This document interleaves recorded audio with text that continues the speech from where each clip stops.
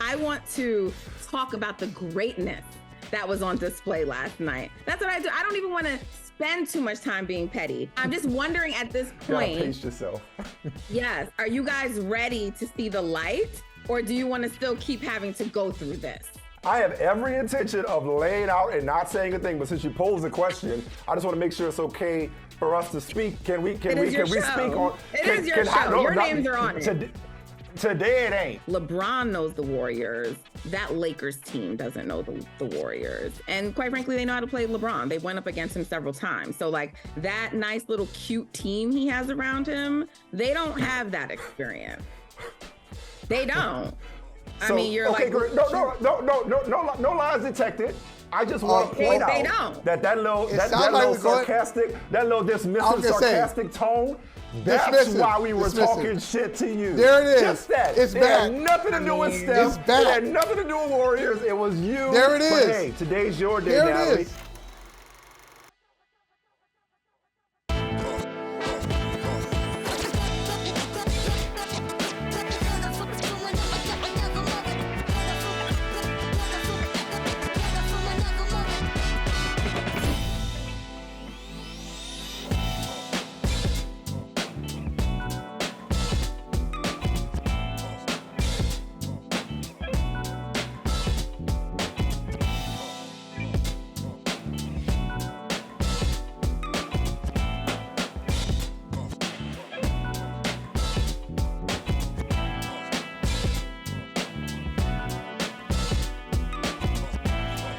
What way do you think him and LeBron have brought out the best out of each other over the years?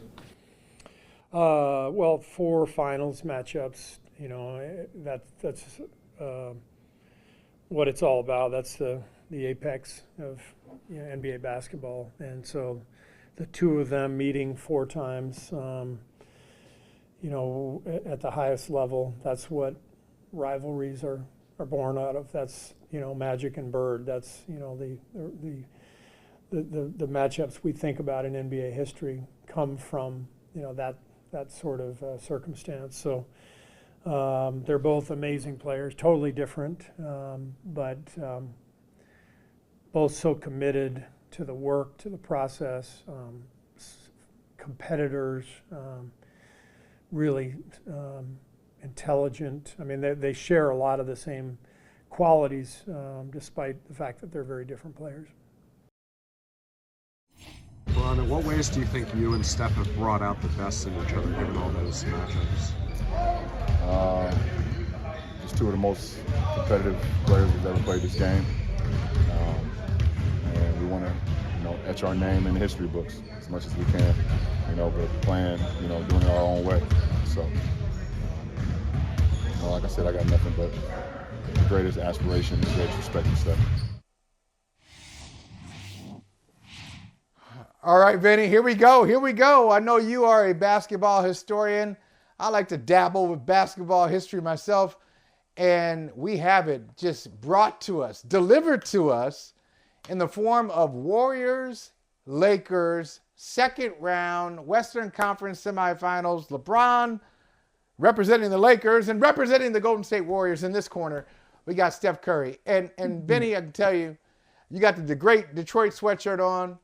I'm not representing the Buckeyes today, but I'm a Buckeye through and through. But I can tell you that every Buckeye is not created the same. We're not all the same. So just because LeBron James and Steph Curry were both born in Akron, Ohio in the 1980s and both turned into Hall of Fame basketball players doesn't mean that they're the same.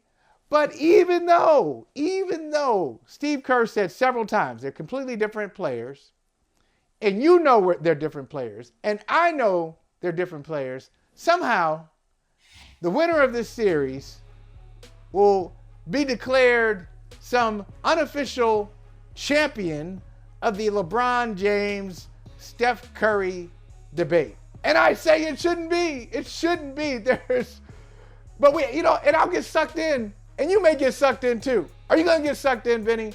I can't say that I won't. Will you be sucked into this debate that is emerging? I don't remember it being there in 2016 or 2017. I think it was more LeBron, KD, but somehow Steph versus LeBron has become a thing, and I'm trying to resist. What say you? In the words of Bill Parcells, consider yourself sucked, right? You can consider yourself sucked. I'm not going down that rabbit hole, because we can be honest about this and say the winner of this series could very well be just the first consolation prize winner in the Western Conference because of everything that Denver is doing in their first round series against the Phoenix Suns, which of course we're not going to pay attention to. It's like, that's like a candle in the sunlight. You know what I mean? Like the sun is the Warriors and the Lakers and all the plots and subplots that we've talked about and will continue to talk about ad nauseum, even while the series is going on. But this isn't Warriors vintage. This isn't Lakers vintage. This isn't vintage LeBron. That's why I put in my entry, Ali, Frazier, 3. Now, I'm a sports historian. Yeah. The third all right, one let's was go. the Come most, on. the third Teach Ali us. Frazier battle was the most, shall we say, memorable one, considering both guys were sort of on the tail end of their prime. They were not the best versions of themselves. There was this history that was brought up, and it produced a great fight. It produced a great fight in Manila, the Thriller Manila and everything else. Like the historic fight, the first historic fight was March 8th, 1971, the fight of the century. But the one that people most go back to is that third one, because both sides had to dig a little bit deeper to get the best out of themselves, and Ali came out on top. Steph may be closer, Michael Holley, to his prime, to his apex. He's not the same athlete he was, but he's closer to that than LeBron is. LeBron is on the downside. He's not moving as well. I think he's shooting 20% from 3, and he's taking half of his shots from there. Wow. Those are not numbers. And maybe LeBron looked at it and said, the Memphis Grizzlies are not worth my time. They're not worth me exerting myself. When I got a finite amount of energy, I need to save this up for Stephen Curry, because Steph is going to bring all of this out of me if I'm going to beat him. But what happens if this is not? What happens if this is not the best of LeBron James? You know what I mean? What do we do with that?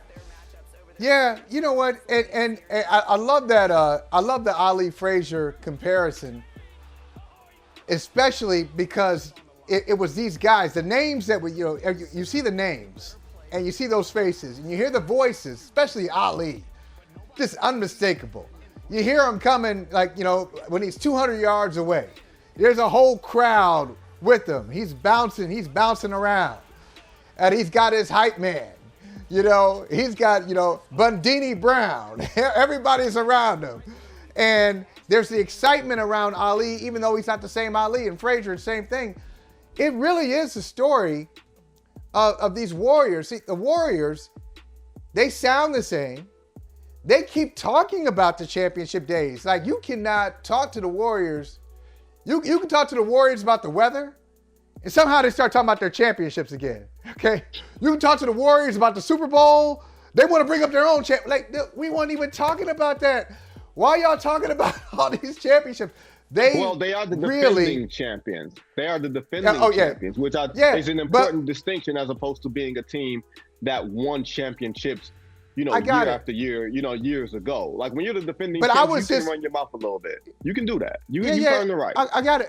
But I was just talking about where my favorite croissant is, and you bring up a championship. Yeah, I wouldn't even talk about basketball, and you bring up championships all the time. Is this the salty Ohioan in you? That the Warriors got championships off of Ohio blood? No. Most of those banners got LeBron blood on it? Listen, I'm just asking. I'm just curious. I'm just asking. Vinny, I was probably the oldest, 17-year-old you ever met, because I knew I was going to major in journalism. And back in those days, it's changed now. I'm not going to rant, but it's changed now. But back in those days, if you wanted to be a sports writer, I thought you had to try to touch the untouchable. That's objectivity. So you couldn't be bringing your rooting partisan interest into the game. So I kind of purged myself from The Cavaliers never really was into the Browns all that much. The Guardians at the time, the Indians, you know, it was difficult, but I did it. So that's not that. It's just, you know, it's exhausting at times listening to the Warriors. But the point is, they are a fascinating team that's not perfect. They're not the championship Warriors that we saw from 2017, the best team I've seen in my lifetime, 2017 Absolutely. Warriors. Sorry. Yeah. Natalie will strike you down because you mentioned the team that had Kevin Durant on it. Natalie will strike you down right now. She knows. She knows. We got, just like with Draymond, we'll get to that later. Just like with Draymond, we got viral videos from Natalie in 2017 when she probably was saying, this is the greatest basketball ever played. But then the Lakers, the 2-10 start, they're barely a conference, like in a real Western Conference, they wouldn't be a conference finalist team. I mean, they got some imperfections themselves, but bringing these two together is going to produce, I believe, a classic series. Memorable, maybe not the best basketball we've seen, but something's going to happen. And Vinny, damn it, I'm convinced this thing is going 7. The last 2 minutes of Game 7, the series will be in the balance. We won't know what's going to happen. So you're basically saying you don't want me to sleep. You're basically saying you don't want me to go home and to swap out my suitcases. You're not at all concerned about my well-being, are you? I knew you weren't a real friend. I knew you were a fair weather friend, like Johnny Gill used to say back in the day. You know what I mean? I knew you didn't want that. Johnny Gill, that's a pull, right? But no. That's right. I think when we talk about the nostalgia of the 90s and the basketball that was played, wasn't that great, right? It was outside of Michael Jordan, the quality of basketball wasn't that great, but the passion was there. The competition was there. You felt it, right? When Charles Smith it was block, strip, block, block. You felt that moment. I think in this series, it won't be basketball excellence, but it'll be compelling. It'll be compelling actual basketball. It won't just be the pageantry of everything around it. It'll be compelling on the floor because neither team is impressive enough to run away and hide from the other, right? Like, I don't see any team gaining a 3-1 lead. I think by Game 4, we will be in LA over the weekend, and we will be saying this series is tied, and Game 5 will be that swing game. I don't know if it ends in 7. It might end in 6. But I do think we'll get at least 3 really compelling basketball games that the box score will say, man, that was ugly.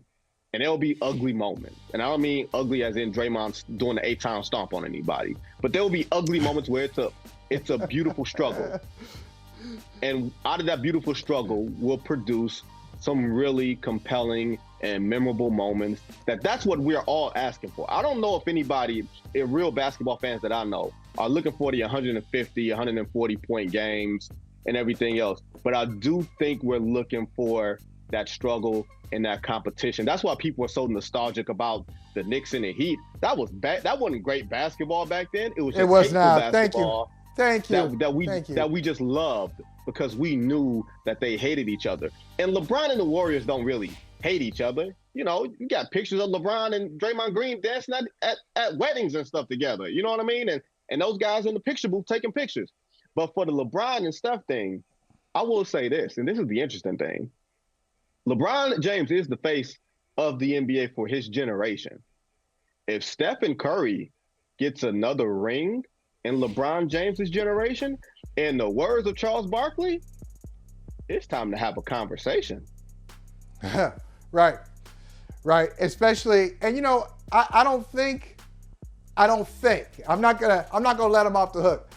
I don't think Steve Kerr was throwing shade in the middle of that compliment, which sounded like a bird magic compliment. Oh, these two guys, these great, intelligent competitors, they met 4 times in the NBA Finals. Okay, 4 times in the NBA Finals. How many of those did LeBron win versus Steph? Hey, it's funny because I remember. I think it's 1. No, I remember doing the 3-1 thing with you on the Michael Isaiah conversation that someone actually turned into a black and white GIF a couple of years ago. I remember that whole 3-1 thing, and you felt like that one had a lot more weight. I am more curious though, Michael Holley. I'm very, very curious on what you will think of tonight's proceedings. Tonight, the MVP will be announced. It's expected to be Joel Embiid, right? Joel Embiid did not play game one. The Philadelphia 76ers won. I wonder to you, this is I think the last guard to win MVP was James Harden in 2018. Now we're going to have all these big guys winning all these MVPs or big wings. Or Giannis was a big wing. Jokic is a big dude. Embiid's a big dude. We seeing a shift in what we consider to be most valuable? Because a little dude ain't won it in a long time. Hold that thought. I want to have you just kind of slid this in when the clock is over our shoulders. So I want to have this real MVP conversation with you because we're going to have this conversation. I want to have it. I want to bring in Tom Haberstroh too when we have it. I'll say this because we're going to get to the MVP thing. But before we get there, I just want to shame you a little bit before we switch gears and talk some football. You want to shame me? I want to shame you. I want to shame you. See, this is why, and I told you that I knew I wanted to be a sports writer long before I was 17. I was probably like 11 or 12. And part of the reason I wanted to do it is I looked at, I'm a kid looking up to the Vinnie Goodwills of the world, saying, wow, look at that Dateline. This guy's in Los Angeles. He's in San Francisco. You realize you're like 20 years older than me, right? You play along. I'm play along. Like I'm looking up to people like you. I'm looking up to sports writers, people who have like these exotic lives. And you sitting here complaining that you're going to be in Los Angeles. Oh, I don't know, LA. That sucks. Being in LA, watching basketball, the greatest basketball in the world. And then if you're not in LA, you have to travel in the same state on somebody else's dime, staying in great hotels. You travel from LA to San Francisco. Oh, do I feel sorry for you? No. No, I don't feel sorry for you. Nobody feels sorry for you. You're ungrateful. What's wrong with you? You got a great life. Ungrateful. I want to go home and swap my suitcases. Is that so wrong? That's all right. That's all right. You know what? You probably. You football writers got it easy. That's what that is. Because y'all travel one day a damn week and think you're doing the Lord's work. That's right. Travel on Saturday, game on Sunday, come home Sunday night, or Monday morning. Come home Monday morning. Woo! Oh, that was tough. I'm back. Anything changed while I was gone? I've been gone for a long time. You miss me? They're like, sit your ass down. You were just here. You were just here. What are you talking about?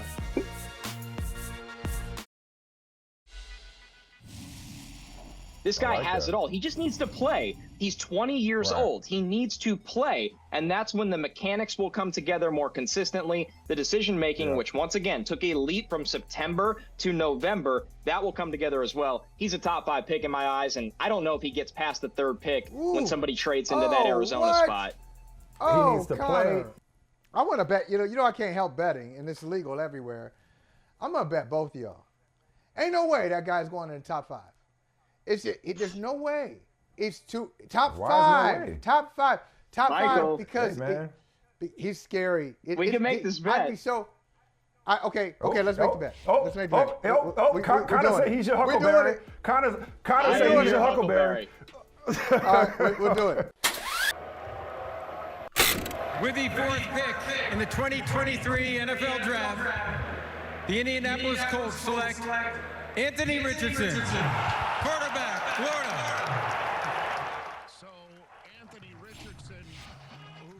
See that moment, Vinny, when you realize the people who work with you don't love you, they don't care about you, just trying to make you look bad, bring up all your freezing cold takes. I think you did that all on your own. I did that to myself. I did it to myself. I was eager to tell, Connor Rogers, Connor, what are you talking about? Oh, wait. Yeah. Oh, you got it. On the money. Not only was Anthony Richardson drafted 4th overall, Connor said he's not going to get out of that top 5. He didn't. Not only was he drafted 4th overall, Connor, Jim Irsay said, hey, listen, if we had the first pick, we would have considered him at number 1. And I think he's telling the truth. What was it about Anthony Richardson that you saw, that Irsay saw, that others saw, that I didn't see and I still fail to see? What is it about that guy that lands him where he is today as the soon-to-be franchise quarterback of the Colts, meaning soon as in could be as soon as September or October? Unique traits, Michael. There's just not a lot of guys built like this, and not just the stature, which is very, very unique at over 240 pounds, 6'4", 6'5". Great speed, downfield speed, explosiveness, but the way he is mentally built as well. This is a tough dude. This is a focused dude. He's going to put in the time to maximize those unique traits and skills. He's got bigger arm than anybody in this draft. He's got the highest rushing floor by a mile.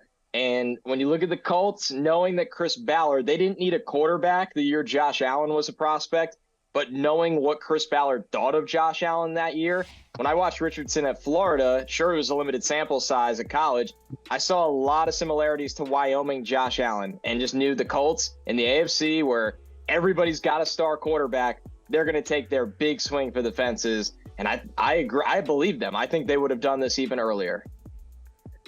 It's funny you mentioned Josh Allen. You kind of took the question right away from me, Connor. But Josh Allen's big thing coming into the NFL was accuracy, right? Same thing with Anthony Richardson. So in terms of scouting or player development, has the NFL felt like they figured something out in terms of, if accuracy is the thing that we can't fix, maybe we figured out a way to maximize the strong arm and not worry about the timing or whatever it is, whatever the intricacies on accuracy is? Or do they feel like they fixed it in terms of quarterbacking and player development? Is it something that they figured out that they hadn't in previous generations?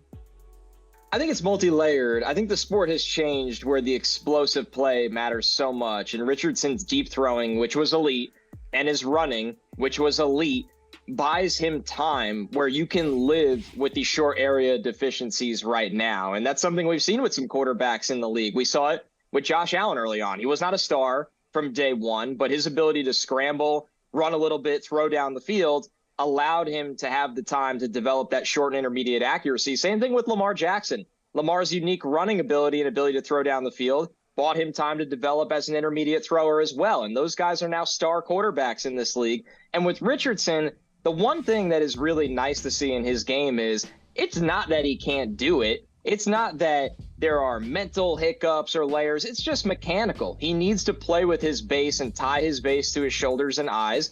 And it's not laziness. It's more just that some things are so easy to certain athletes like him that you forget that you do have to stay locked into your mechanics. So I think they're going to work to clean up that aspect of his game.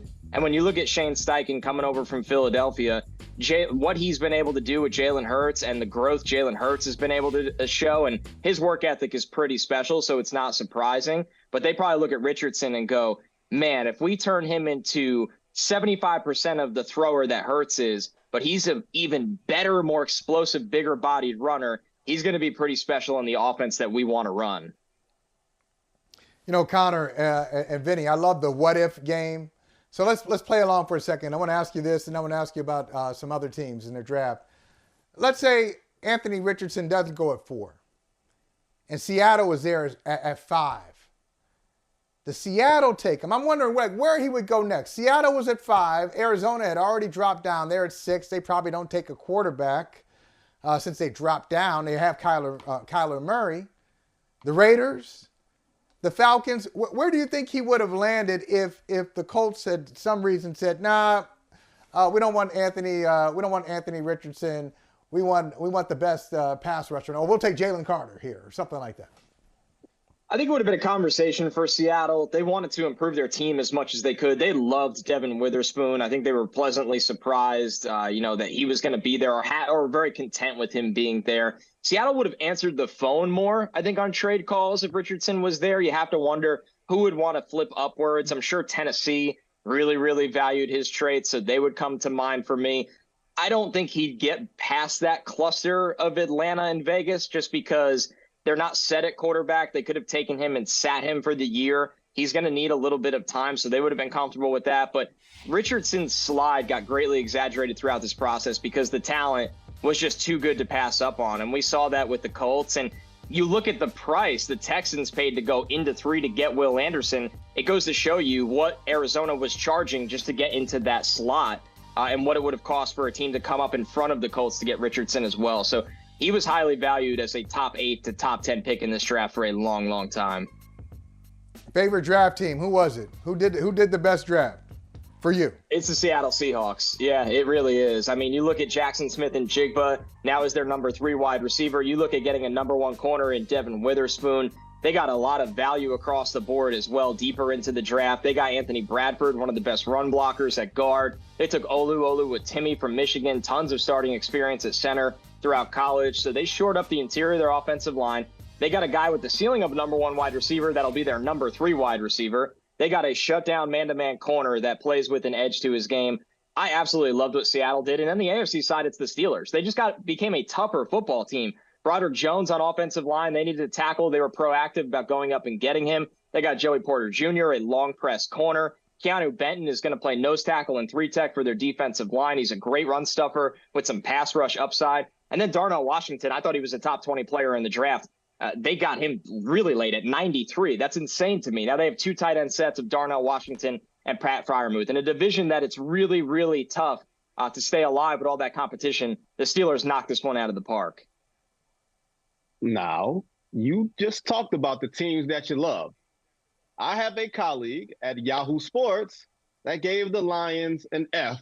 And if I were giving them, I would have given them an F-, because I give the Lions F's for everything. I'll divorce myself from the Lions, Connor. Don't worry about it. It's been 23 years since I've done it. So I'm Detroit, but I'm not the Lions. Okay.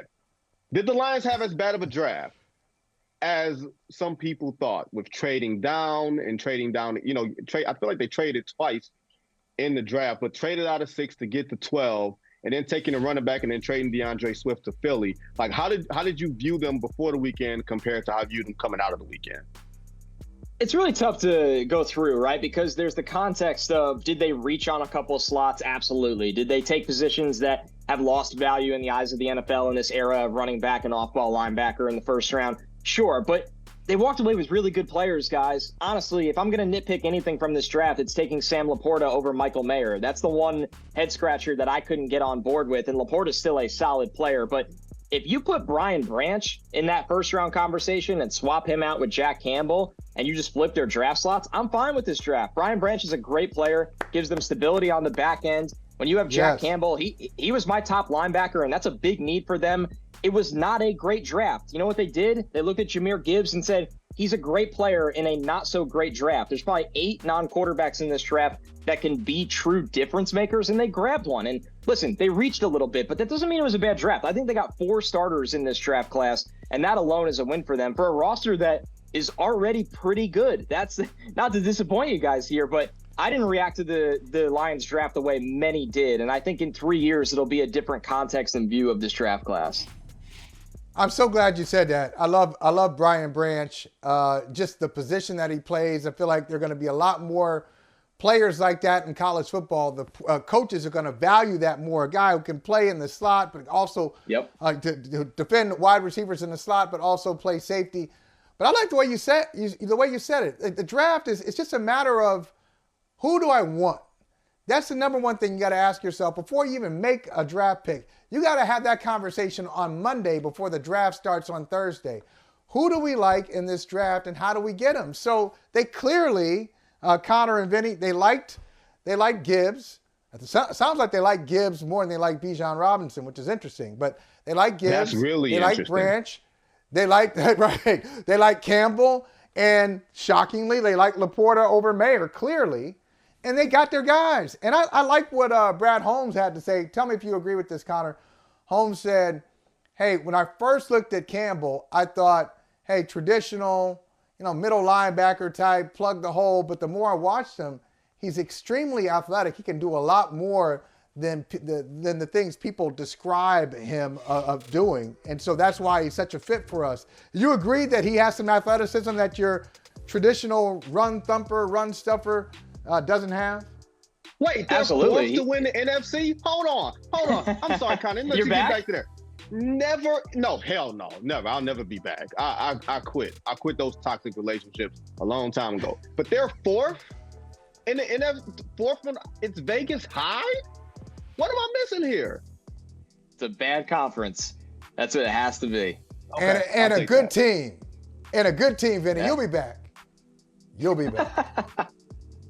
Go ahead, Connor. My bad. I didn't mean to cut you off. I was good. I had a heart attack. Elizabeth, I was coming home to you. Listen, when you look at Jack Campbell, I mean, there's just not a lot of bad tape of him, and that's hard at the linebacker position. And then he goes out to the combine, and he's an elite tester. He really is. I think what people got mixed up, especially when you're carrying almost 250 pounds in an era where most linebackers are 235, 230, especially at the college level, it looks a little bit different. But he ran good enough at the 40 and then was elite at just about everything else. The agility with him, the ability to drop in zone coverage and read the quarterback's eyes and make a play on the football, the sideline to sideline speed, but of course the ability to come downhill and be a thumper. And that's a lost art in today's game that Campbell still has. And the Lions, that defense got, really ran on a lot last year, and they just had enough of it. And you had Campbell and Branch, arguably two of the best run defenders in the entire draft.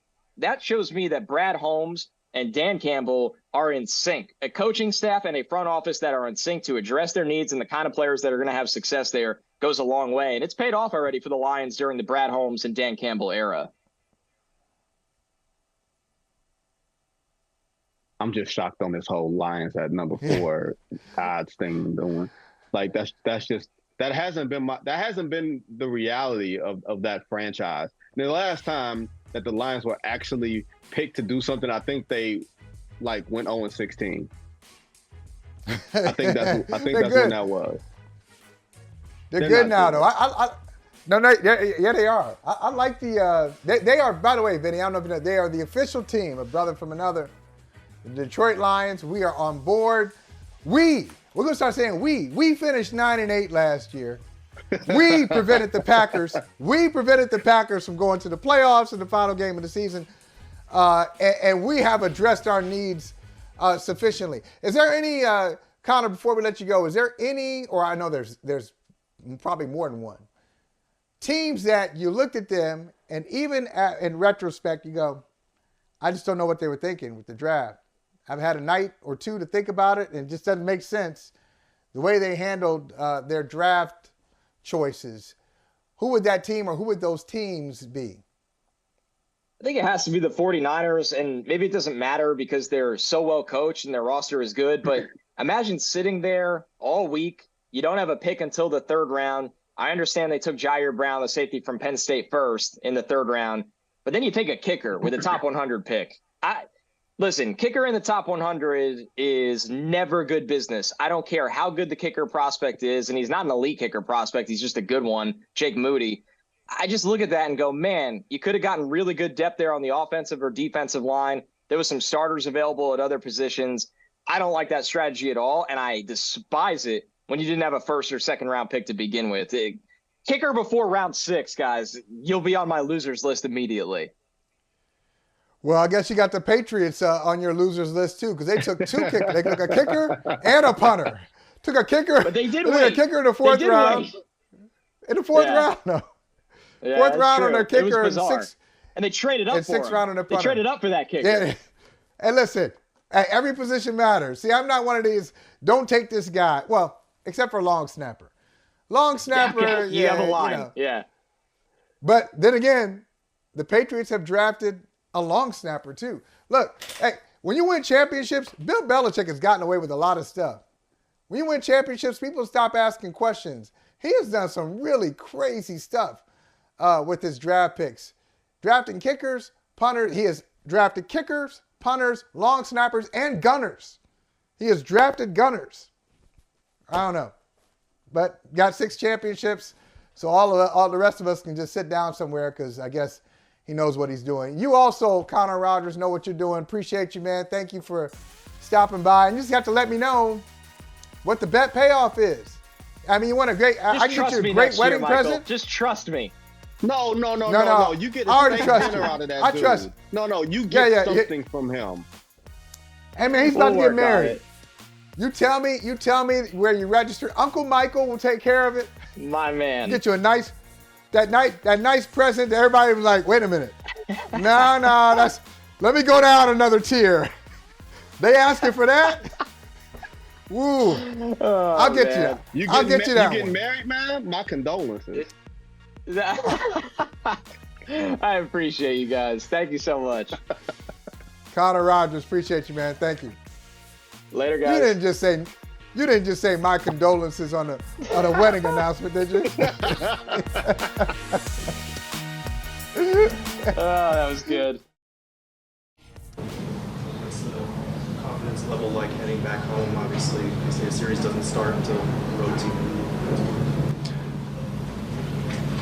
I love it. I just love playoff basketball. That's the first thing I said when I got in the locker room. Like you just have to love it, embrace it. There's not many people that get the chance to do what we're doing, play in the highest level of basketball. So compete at the highest level. Don't forget to have fun with it, and just get after it every time we get a chance. Let's enjoy greatness watching this Joker play. I mean, he ain't flashy. He seems like a great person. I don't know him. I don't think I've ever met him in person before. But, man, just appreciate greatness like we appreciated Steph yesterday and things like that. It's just, I just want to say, man, I love this kid watching him play basketball. All right, Tom Haberstroh has joined us, and you heard it. You heard Devin Booker talking about playoff basketball. The Suns are down zip 2. They're down to the Denver Nuggets. I don't know. Denver Nuggets finished with the best record in the Western Conference. We talked a lot about the Lakers, Vinny. We talked a lot about the Warriors and other teams. I haven't talked much about the Denver Nuggets. Not only the team being number 1, but Jokic, Tom, on MVP night. Jokic is going to be in the conversation. So as you look at this series and specifically look at this player, what do you see? What do you see from Jokic and the Denver Nuggets now that they're sitting here with a 2-zip series lead over the Suns? Michael, this dude, Nikola Jokic is that dude, okay? Like I was going to try to come up with a better way to say that, but he is that dude. He just dropped 39 points in game 2 against the Phoenix Suns that had every reason to bounce back after what they saw from Jamal Murray and Jamal Murray having an off night, and Nikola Jokic just absolutely took over. He is that dude. In the postseason for his career, he is averaging 26 points, 11 rebounds, and 6 assists. No other player in NBA history can match those numbers. And we're not even talking about his efficiency, which is probably his best skill out on the floor, is he is that efficient from scoring, from inside the arc, outside the arc, and getting to the free throw line. Putting all that efficiency aside, he is just super in control right now. Watching him play is kind of like, it reminds me, I don't know if you guys have older brothers, but when you played one-on-one with your older brother and he was just bigger than you, stronger than you, and he could always play at a slow pace and just bully you and be in complete control. That's what it's looked like watching Jokic out there, how he's so in control and he's able to kind of be like a puppet master and control the court and just balance everything in a way that gives him the advantage. And this team, the Denver Nuggets, they should be the favorites right now to win it all. But I think we're infatuated with the idea of Steph and LeBron and the Boston Celtics who went there last year. But I don't understand what more this guy needs to do to prove that this team is legit. They won it in the regular season, and he's putting up crazy numbers and carrying this team. He's awesome. Tom, that was the thing that I was sort of looking at last night when I was watching Boston and Philly, and with Milwaukee out and Memphis and Sacramento out. Not that we ever really believed in them anyway. It really feels like the red carpet is laid out for Denver to really be the overwhelming favorite, not just to get to the finals, but to win it all. And B, just leave it in the micro of this series. Is it 3 versus 2? And I don't mean Kevin Durant and Devin Booker against those 3 dudes. I mean, literally, can Phoenix make enough 2s? Because they don't explore to the outside of the mid-range, and Kevin Durant hasn't had a great series so far. But can they make enough 2s to offset what Denver does from the outside? Vinny, it depends on what kind of 2s, okay? Because I know that their middies are unbelievable with Kevin Durant, Devin Booker, and Chris Paul. And who knows what health we're going to see from Chris Paul going forward. But every time they take a midi or they don't take a three-pointer and they settle for a mid-range jumper, they're letting Jokic off the hook. They're letting that defense off the hook. We know that he is not an elite rim protector, and they should be exploiting that time and time again. Like this, remember what the Spurs did to Jokic in the regular season? The Spurs did to him in the regular season, and yet in this series, it seems like the Phoenix Suns, Monty Williams, their game plan is to try to hit shots from around the perimeter inside the three-point line, and KD had a rough night from beyond the arc. The whole team seems to have been, getting the yips from beyond the arc in this series. But my problem, Vinny, is they're letting Jokic off the hook and not exploiting that weakness. And that's the only way they're going to get back in this series, by attacking the paint, attacking the rim, and not settling for jumpers. And I sound like an old head right now, say, hey, we got to attack the rim, get to the free throw line, put pressure on that defense. But that is what they need to do against Jokic, because that is their weakness. Defensively, they don't have the size up front to contend and be the kind of rim protector they need to make the long run in the playoffs. And yet the Phoenix Suns, their blueprint is to just, hey, we're going to settle. You know what, Vinny, I'm going to take this. I'm going to give you like a hockey assist. And you just get going. You can give it to Stroh from here. But you were saying something earlier. I told you I wanted to come back to this MVP conversation. And you mentioned guards and MVPs. And the last time we had a guard win an MVP, it is MVP night. And maybe we're changing the way we look at most valuable. I just want you to just continue that point and get Stroh involved in this too, because I'm just fascinated by where you were starting to go with it. Well, Tom, the point that I brought up was there was a run on guard. You had Steph winning 2 in a row, then you had Russ, then you had Harden. Maybe it's cyclical. But Harden was the last guard to win MVP in 2018. Since then, you've had Giannis win 2, Jokic win 2, and looks like Embiid to win tonight. Is this something cyclical, or do we think that bigs are starting to, or versatile bigs, because all 3 bigs are kind of sort of different in their own way, or is versatile bigs starting to take the mantle in what we will consider to be basketball's highest honor, or just overall basketball excellence? I think a lot of it is the health of those guards. You look at Harden, you look at Russ, you look at Steph, they're getting up there in age. And I think physically, it's hard to be MVP caliber multiple years in a row and still play at a high level at that size. We've seen it from Steph getting injured the past few years. James Harden, he can be that guy that we saw on Monday night every once in a while, but to ask him to do it for 82 games, that's a difficult prospect. So the bigs, they can be, 60 games and be effective on both ends of the floor. And I think we're seeing that in today's NBA.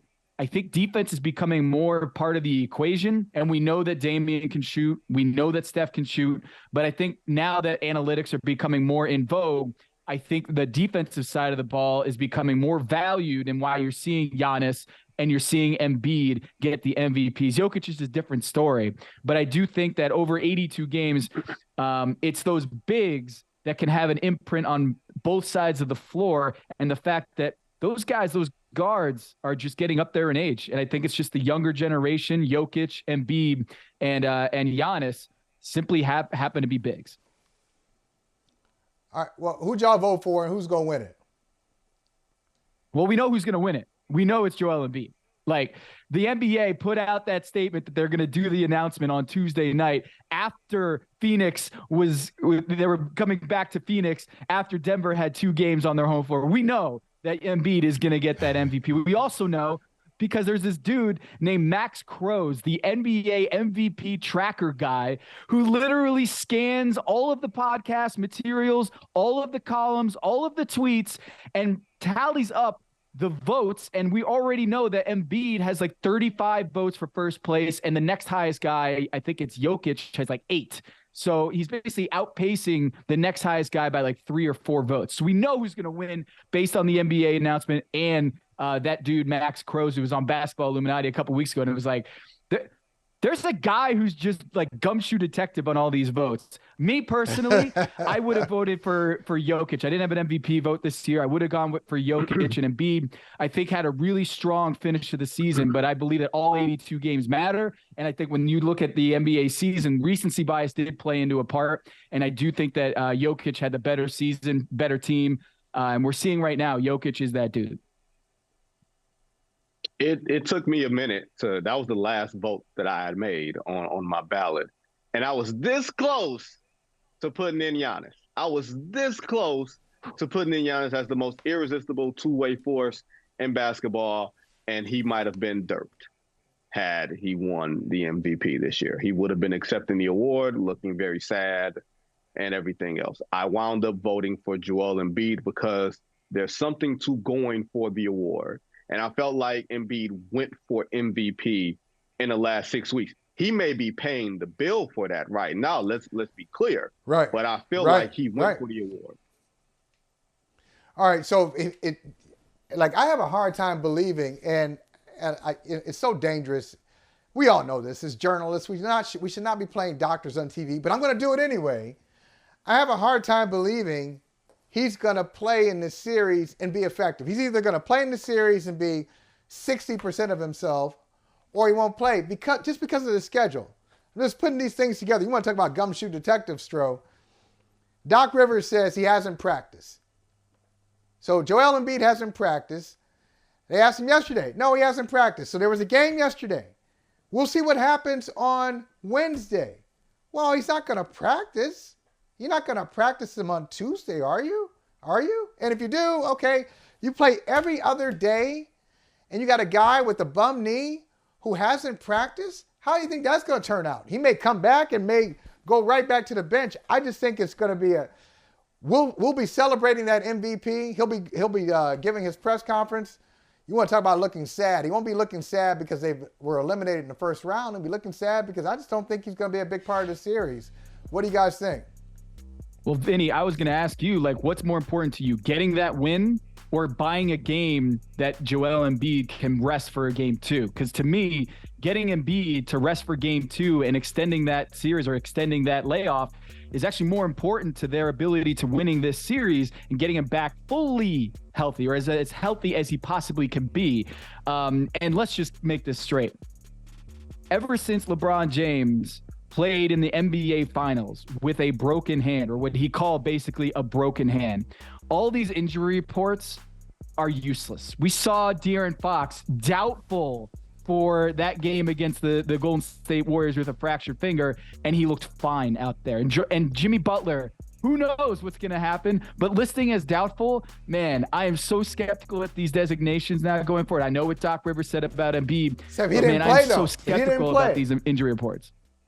See, I think it's the other way, though. I really think it's the other way. Vinny, before you answer, I'm just going to say, I've seen Doc do this before. I saw Doc do this with Kevin Garnett back in the day. Hey, KG, the knees getting... KG didn't play at all in the playoffs. He just kept stringing it along. He didn't want to say he was out for the playoffs. I think I think Embiid is closer to sitting than he is to playing. That's just... Oh, I don't think he's playing. Maybe I'm being a little too skeptical, but I don't see it. I don't trust the law firm of Doc and Darryl. I'll just say that much. If there are two guys who may engage in media subterfuge, it would be Doc Rivers, who I genuinely like, and Daryl Morey, who might not like me. But I do think, Tom, getting that game 1 win lessens the dependency on bringing Embiid back. Just like getting that game 1 win for the Heat lessens the dependency on Jimmy Butler to play tonight, and you stretch that out to the weekend. There's no way in hell you're going to keep Joel Embiid off the floor when he can hoist that MVP trophy up with those mean Philadelphia fans finally giving them something to cheer about. He's going to play in one of those games this weekend. I can almost damn near guarantee you that. Wow. All right. So did we miss anything in the MVP conversation with with regard to if not Giannis or Steph or anybody else? Was it just a matter of games, not playing in the games? Look, I see that look on your face, Stroh. Yeah, what is it? I'm just imagining You've the heard Nike this too campaign. much from people. I'm imagining the Nike campaign if Giannis won MVP with the Dirk Nowitzki at home without being in the playoffs, what Nike would come up with as the tagline there, because we already saw it. They're already running a social media campaign, always forward or something like that, based on Giannis's post-game speech. I just can't even fathom what kind of spin they would have about Giannis winning the MVP when he got ousted in the first round, 8-1 in 5 games. I can't even fathom what that kind of spin would be. Failure is not an option because there is no failure. Thank you. I hate it. Thank you. Yeah, thank you for that. And real quick, since you guys already mentioned it, Harden last night, his 45 points, but I didn't give it enough attention last night when I heard Jaylen Brown say we weren't prepared. Malcolm Brogdon saying today that we doubled too much.